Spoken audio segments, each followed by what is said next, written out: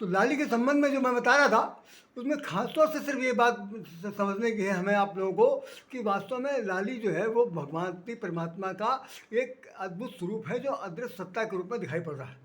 और लाली का दूसरा रूप जो है वो माया है, जो मायावी संसार है, जिसके रचयिता भगवान भगवान हैं, और उनके उनके द्वारा बनाई हुई ये जो संसार की संसारिकता है, उसमें पूरा संसार फंस गया, इस तरह से लिप्त हो गया है कि वो जैसे होता उरज उरज उलझा है, जिम जीवी माया लिपटानी। तो ऐसी स्थिति जैसे गोस्वामी जी लिखते हैं उस ठीक उसी प्रकार से कि मैं भी हो गई लाल, जब एक आदमी एक्सेप्टेंस कर रहा है कि मैं जैसे वहाँ पहुँचते ही मुझे भी इस संसार की संसारिकता ने जकड़ लिया और मैं अपने आप से मुक्त नहीं हो पाई। उस स्थिति में क्या है कि मैं भी हो गई लाल।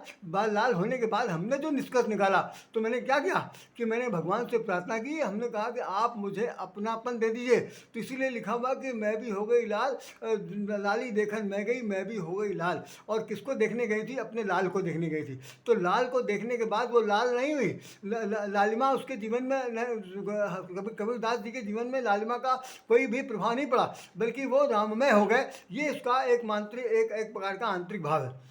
दूसरा सेंस ये भी ये खास तौर से बताना चाहते हैं कि संसार में रह करके संसारिकता का भोग के बीच में भी अगर आप चाहें कि ग्रह कारक नाना जंजाला, यह अति दुर्गम शैल विशाला, तो ये दुर्गम है, शैल है, विशाल के समान है, इस विशाल शैल के समान है। ऐसी स्थिति में आपको कैसे बचना चाहिए, ये लाली देखन मैं गई, मैं भी हो गई लाल, ये देखने वाले ही को पता चलता। और जनरली हम लोग अपने व्यवहारिक जीवन में यही कहते रहते हैं, अरे कि भाई ऐसा बुरी तरह फंस गए हैं, मुँह माया में कि निकलना नहीं जाता। लेकिन कबीरदास जी उसमें से निकल गए। उन्होंने कह दिया, माया ठगिन महा मैं जानी, मैं तुम्हारी माया को जानता हूँ। तो क्या जानते हो? ठगनी है, बहुत बड़ी ठगनी है। उसने पूरे संसार को ठग लिया, और ठगने के बाद क्या हुआ, और कि कोई उससे उसके ठग विद्यई से मुक्त नहीं हुआ। दूसरी तरफ कहते हैं, अरे रमैया तुहार दुल्हन लूटा बाजार, रमैया तुम्हारी दुल्हन ने, तुम्हारी जो नायिका है, वो कहे संगिनी है, इसने तो पूरे दुनिया को लूट लिया। सुरपुर लूटा, ब्रह्मपुर लूटा, और 3 लोक में हाहाकार, रमैया तुहार दुल्हन लूटा बाजार। ये कबीरदास जी का अपना निष्कर्ष है, अपना निचोड़ है, अपना साधना है, अपनी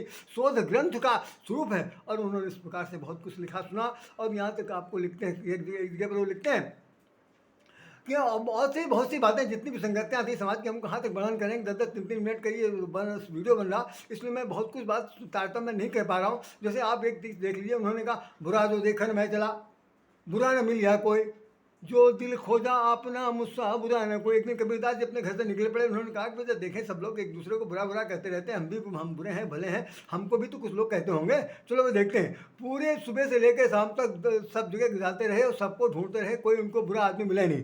तो कहने जब खोजा अपना तो मुझसा बुरा न कोई। उन्होंने कहा, सबसे ज़्यादा तो बुरा तो हम ही हैं, दुनिया को क्या खोजने जा रहे हैं। मतलब अपने लोग दूसरे को ऊपर उंगली उठाना जानते हैं, अरे अपनी तरफ उंगली उठा के देखिए कि रायश्याम कितना बुरा है, व्यक्ति विशेष कितना बुरा है। तो ये बुराई को देखने के लिए आपके अंदर आत्मदृष्टि नहीं, बल्कि अवलोकन करने की, सेल्फ ऑब्जर्वेशन करने की क्षमता होनी चाहिए। ये उनके द्वारा शिक्षा दी जाए। सेल्फ ऑब्जर्वेशन, स्वयं आत्म अवलोकन करने की क्षमता को वो प्रेरित करते हैं कि आप अपने आप को देखिए, अपनी बुराई देखिए, दूसरे की बुराई मत देखिए, दूसरे के ऊपर छिद्रान्वेषण मत करिए। और छिद्रान्वेषण करने से कोई लाभ नहीं, आप अपने आप। इसी संदर्भ में एक दोहा उन्होंने लिखा है कि निंदक नेरे राखी आंगन कुटी सभाए, निंदक नेरे राखी आंगन कुटी सभाए, जिम जिम पानी साबुन बिना निर्मल भया सुहाए। तो जैसे पानी, और तो होगा क्या कि जब आप अपने घर में, अपने पड़ोस में कुटी छवाए, अरे बड़ा कठिन काम है भाई। कोई आदमी अपनी 1 सेकंड की बुराई तो कुछ सुनना नहीं चाहता, अपने हमेशा निंदा सुनना नहीं चाहता। लेकिन कबीरदास जी कह रहे नहीं, राखिए, अपने घर में रखिए। बहुत कठिन काम होने वाला ही नहीं है, समझ लीजिए। लेकिन भाई उन्होंने ये बात आदेश दिया कि तब तो होगा क्या उससे, कि बिन पानी साबुन बिना निर्मल भया स्वभाव। आपका जो स्वभाव अगर गंदा हो गया है, उसके अंदर कलुष कामना आ गई है, कलुषित भावना आ गई है, कटुता आ गई है, किसी प्रकार का कोई भी ऐसी पापावृत्ति आ गई है, तो उन सब चीज़ों से आपको मुक्ति मिल जाएगी। जब वो व्यक्ति बार बार आपको इंडिकेट करेगा, बार बार आपको टोकेगा कि भाई ये गलत है रायश्याम, ये गलत है रायश्याम, तो आप अगर उसमें सुधार कर लेंगे तो आपको साबुन और पानी की जरूरत नहीं पड़ेगी, सुधर जाएंगे। ऐसी बहुत सी बातें हैं। और एक जगह उन्होंने बताया कि जब माला छापा तिलक शरण आए को काम। देखिए, मैं बता दूं आपको, हृदय से बता रहा हूं कि मैं सूर्य, कबीर, तुलसी, इन्हीं तीन महान विभूतियों के ही साहित्य को पढ़ करके अपने आप को कुछ समय कुछ लिख बोलने लायक पाया हूँ। बाकी मुझे किसी का साहित्य उतना ज़्यादा प्रभावित नहीं कर पाया।